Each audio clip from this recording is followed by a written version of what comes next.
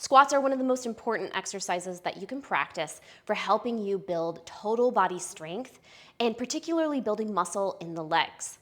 But this is also a really complex exercise. There are multiple joints in motion at the same time, and there's a lot going on. So there's a lot of room for error. But if you can master the squat and fix these errors and perform it well, you will get massive gains from performing this exercise.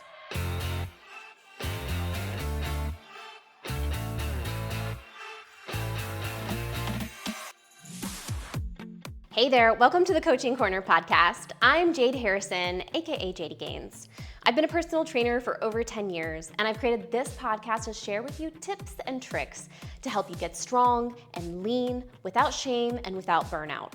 In today's episode, I'm going to share with you 5 common mistakes that people make while performing their squats and how to fix them. Now, before we get into the episode, make sure to like this video if you are watching on YouTube and subscribe to the channel so that you never miss a new episode or other coaching tutorial videos that I drop. If you're listening to this episode, thank you so much. Make sure to follow the show so you always get the latest episodes delivered right to your device. And also keep in mind that right now, I am welcoming a few new students into my 90-day fat loss transformation program.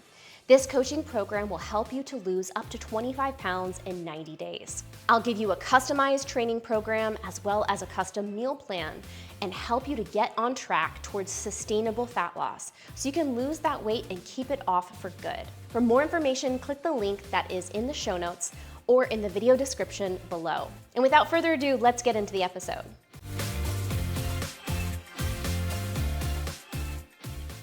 The squat is one of the most important movement patterns for you to master for safe and effective exercise technique. Now, there's many different variations of the squat depending on your stance and what type of equipment you're using to add resistance. Regardless of the weight or resistance that you're using, the squat essentially involves you performing a sitting down motion from a standing position. A really common error that I notice a lot of beginners make when they are learning the squat and practicing the squat in their workouts is that they move way too fast.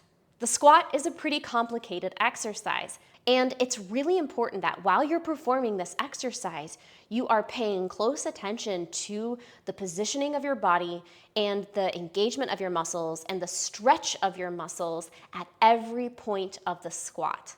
So I want to encourage you to slow down and practice slow tempo reps to work on your squat technique.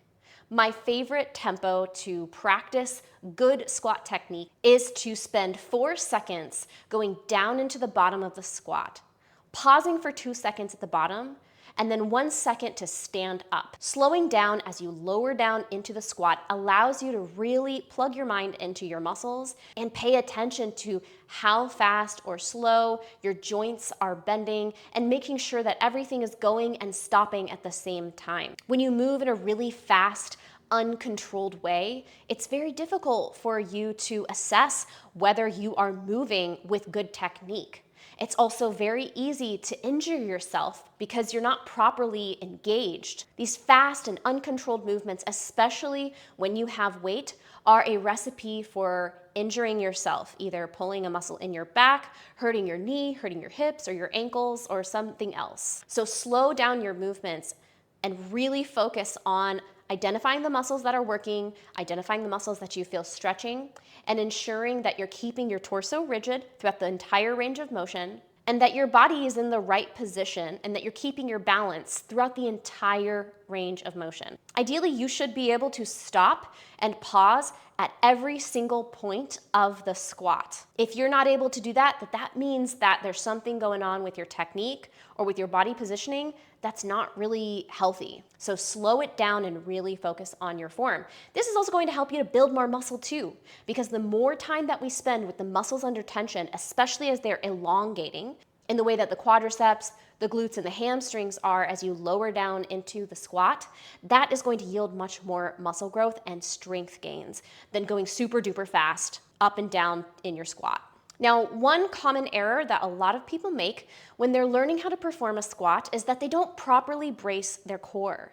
It's so important to brace your core by engaging all of the muscles in your torso to maintain your back in alignment through the entire range of motion. While you're performing the squat, we don't want to see any motion in the spine. There should be no flexion or extension, and your spine should stay essentially in the same position as from the top of the movement to the bottom of the movement. Now, if you don't properly brace your core, what you'll likely see is that as you perform the squat, your torso may move in some way. Very commonly, I see people drop their chest and their shoulders down to the point where they're kind of rounding their spine forward on the way down into the squat and at the bottom of the squat.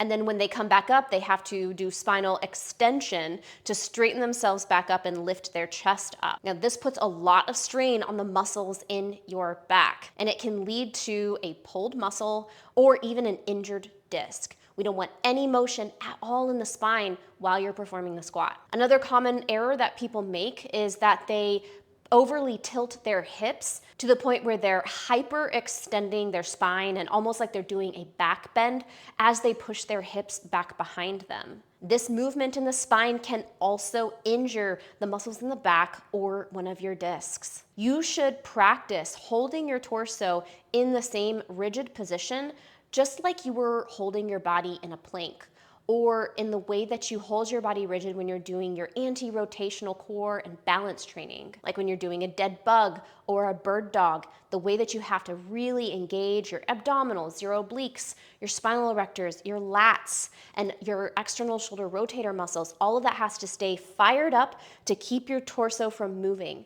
That's the engagement that we want to see in your core while you're performing squats as well. A common form of spinal movement that you might see is what's called butt wink. Butt wink is when your hips tilt under and then come back up at the bottom of the squat as you lower down into the bottom of the squat, and then they tilt back up as you start to stand back up. This movement in the lumbar spine puts a lot of strain on those muscles in your lower back and on your spine. This type of movement in the spine is often due to tightness in your hips and in your hamstrings. So you'll need to work on your hip and hamstring mobility to prevent your butt from winking under at the bottom of your squat. In general, I recommend stopping the squat before your butt starts to wink, even if that means that you can't get your thighs parallel to the floor. Now, another common error that can hurt your back is allowing your hips to shoot up faster than your chest comes up out of the bottom of the squat. Ideally, whenever you're descending to the bottom of the squat and when you're coming back up, all of your joints and your whole body should be moving at the exact same rate. Your hips, your knees, your ankles should be bending at the same time and stopping at the same time.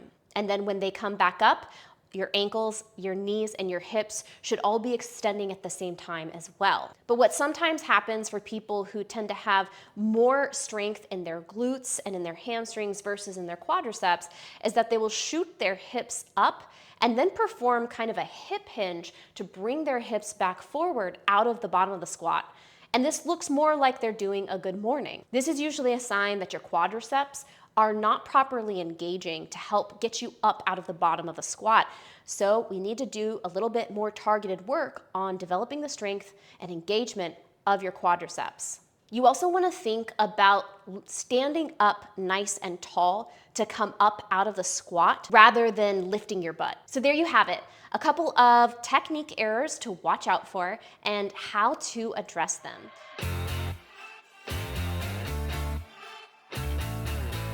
Thank you so much for watching this episode of the Coaching Corner podcast. Again, I'm Jade Harrison, aka JD Gaines. I hope that you enjoyed this episode, that you found it helpful, and let me know if you have any questions. You can leave them in the comments below this video if you're watching on YouTube. And again, make sure to like this video if you found it helpful, and make sure to subscribe to the channel so you always get the latest episodes and other videos that I drop throughout the week. If you're listening to this episode, thank you again so much. Make sure to follow the show so that you get the next episode delivered right to your device. And don't forget that I am currently enrolling 5 to 6 new clients in my 90-day fat loss transformation program. So if you are ready to lose that weight and keep it off for good, if you are tired of starting over again and again on your fat loss journey, I am here to help, and I can't wait to share this program with you. Sign up in the link in the show notes or in the video description below. I'll see you in the next episode. In the meantime, make sure to take care of yourself. Drink some water, eat your protein, eat your veggies, and I will see you soon.